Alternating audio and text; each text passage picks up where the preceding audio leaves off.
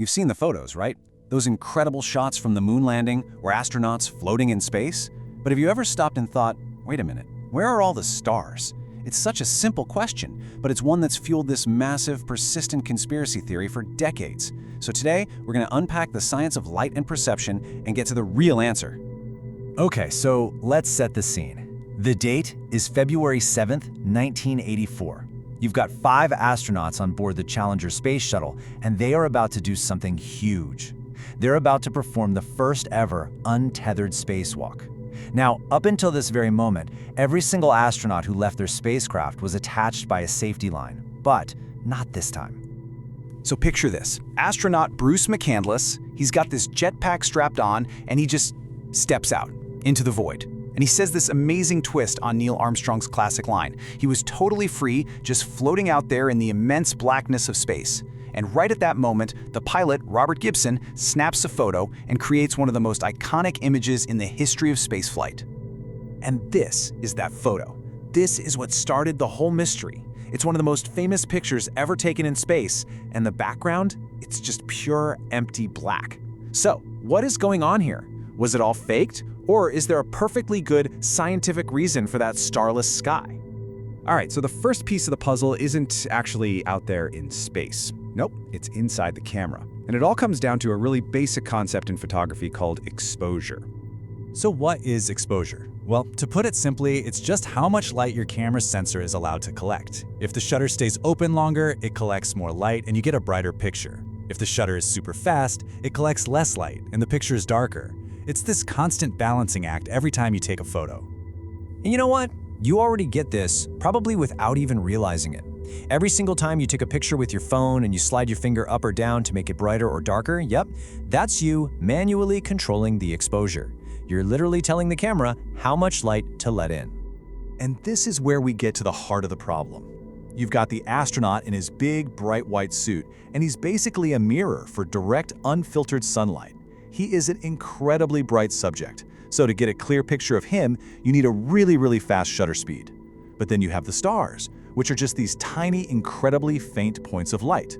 To see them, you need the exact opposite, a very slow shutter speed to soak up as much of their faint light as possible. And, well, there you have it. The camera has to choose. It can be set up to perfectly capture the super bright astronaut, or it can be set up to capture the super dim stars. But it absolutely cannot do both at the same time in one picture. And since the astronaut was the star of the show, so to speak, the camera settings were for him, which made the actual stars in the background totally invisible. Okay, so that totally explains the photos. But that leads to another really interesting question, right? I mean, the astronauts were there, with their own eyes, floating in space. Surely they could see the stars. Well, what they had to say about it might actually surprise you. Yeah, it turns out our own eyes have the exact same problem as the camera. You know, when you listen to astronauts talk about what the sky looks like from up there, they don't really talk about a blanket of twinkling stars. They describe it as this unfathomable blackness, a kind of deep, rich void that feels so real. They say you feel like you could just reach out your hand and stick it right in. And in fact, the Apollo astronauts confirmed this directly. They said that when they were standing on the bright, sun-drenched surface of the moon, they couldn't see any stars at all, not a single one, with their own eyes.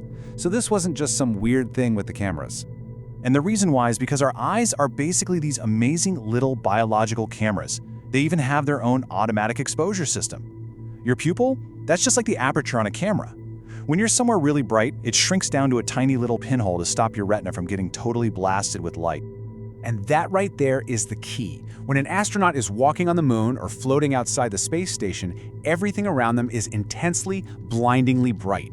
So their pupils automatically clamp down to deal with all that glare.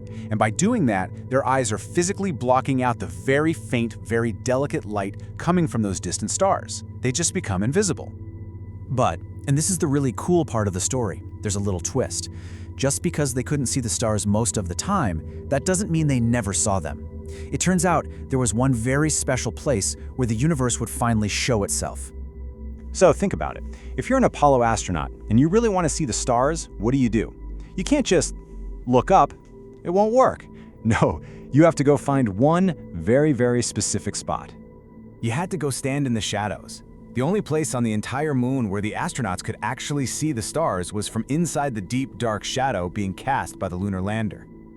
By stepping out of that blinding sunlight and into that patch of pure darkness, their pupils could finally start to open up, to expand.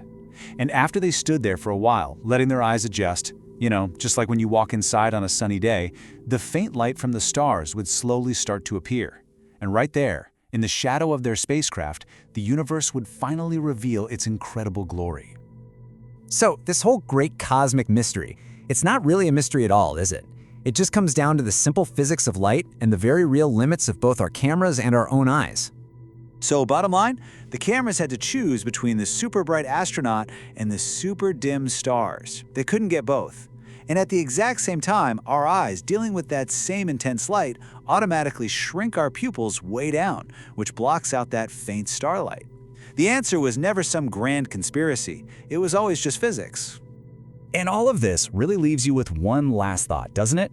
If astronauts, who are literally floating in the purest, darkest blackness you can imagine, still have to go hunt for a patch of shadow just to see the stars, what does that say about our view from down here on Earth? When we look up, we're looking through a thick atmosphere, through the constant glow of all our city lights. It really makes you stop and wonder just how much of the universe are we missing out on every single night.